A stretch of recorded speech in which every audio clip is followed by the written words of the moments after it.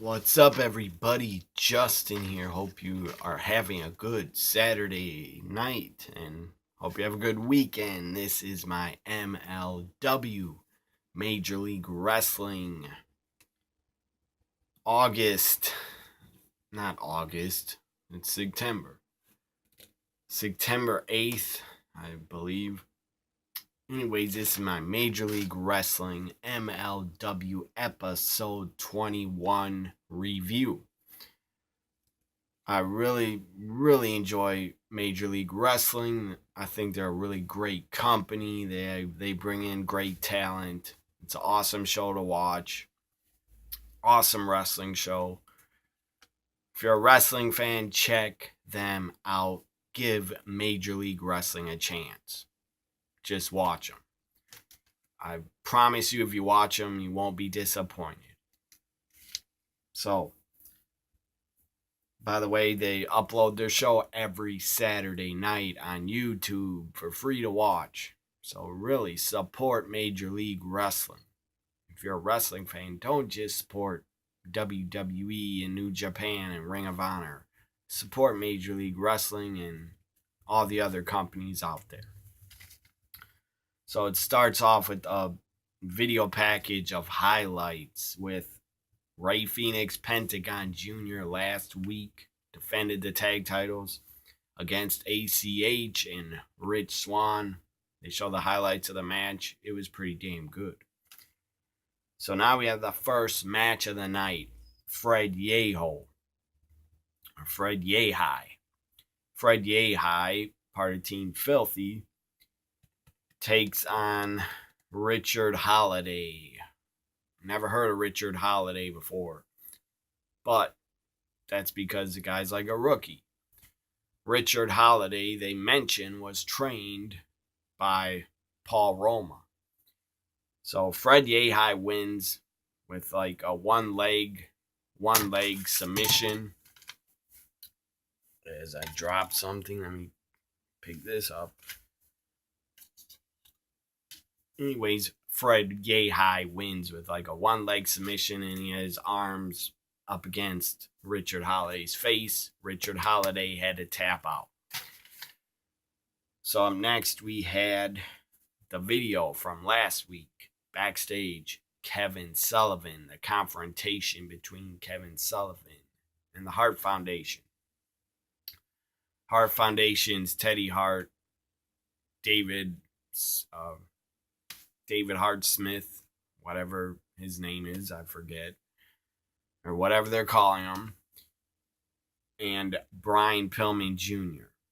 They are the new Hart Foundation in Major League Wrestling. Kevin Sullivan was talking to Brian Pillman Jr., trying to get through to him, saying, "You are the future, but what? You don't got to hang out with these guys.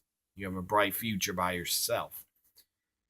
And Teddy Hart was yelling at Kevin Sullivan, was saying to him, "Where were you? You never helped me ever in my career. You never brought me into WCW." David Hart Smith was also going along with Teddy Hart, yelling at Kevin Sullivan, telling Brian Pillman, "You got to pick a side. You're either with him or you're with us." So they just beat the crap out of Kevin Sullivan. He's busted open. He falls down into the corner of a room. He's like laying up against a wall. Brian Pillman has a cane. Brian Pillman Jr. as holding a cane like his father used to. And it had like a metal piece on it. Anyways, Brian Pillman Jr. cracks, just smashes the metal piece off the cane and cracks Kevin Sullivan in his damn head and over his face. It was pretty violent, but I loved the backstage segment last week, so they show it again. And now they go to a Brian Pillman Jr. promo. Looks like he's at his house or in someone's house. He's wearing a robe, drinking wine. Brian Pillman Jr. cutting a promo about Kevin Sullivan, the Booker man, and saying to Kevin Sullivan, says, "My loyalty is to the Hart Foundation.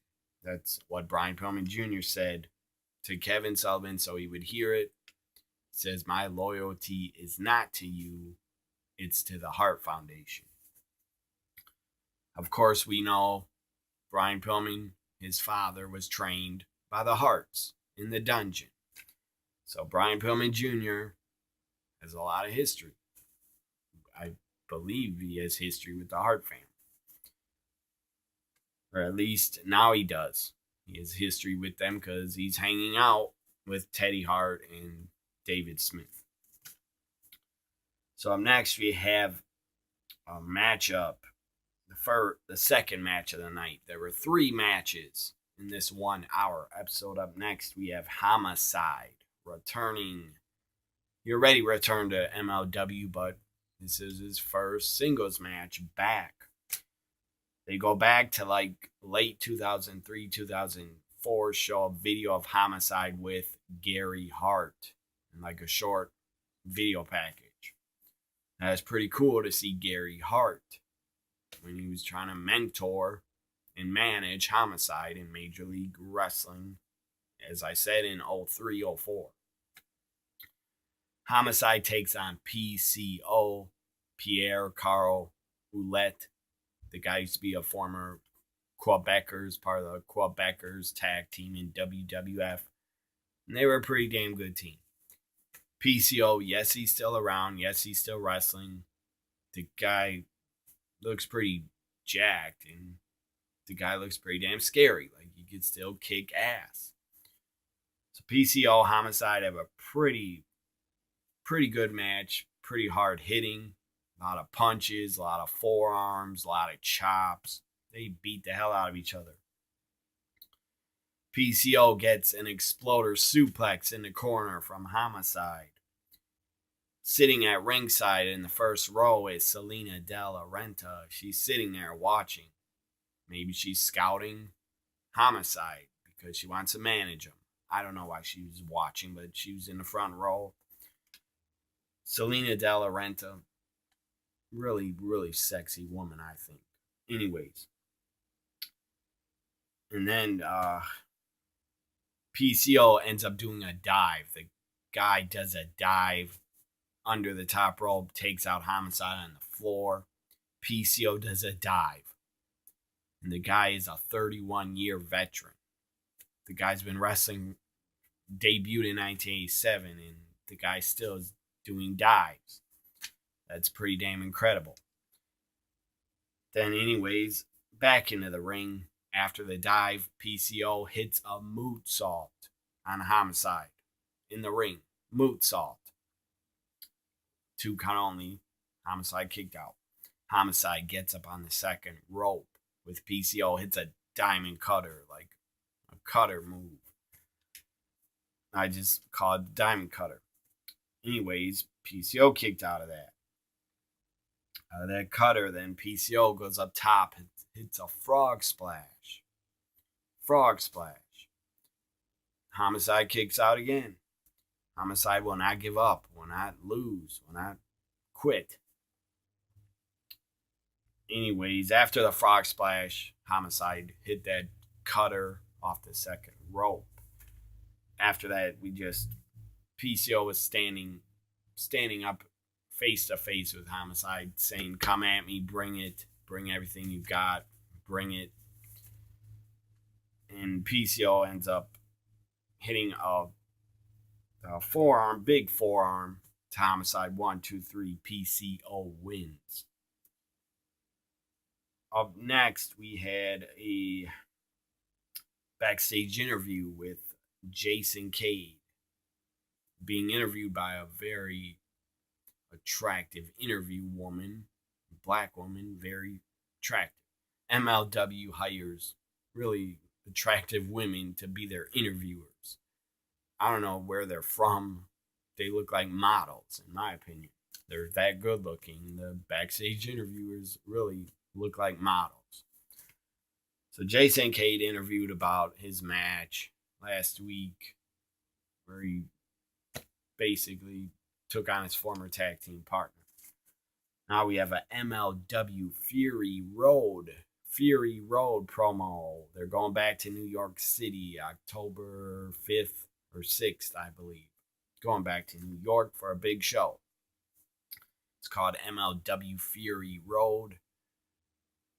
And one of the big matches is LA Park, La Parka taking on PCO, and the MLW World title will also be defended.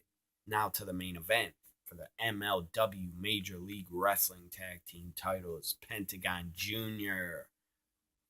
and his brother Ray Phoenix, the tag team champions, defending against Ray Man, I can't pronounce the guy's last name. Ray Hornis or Hannes.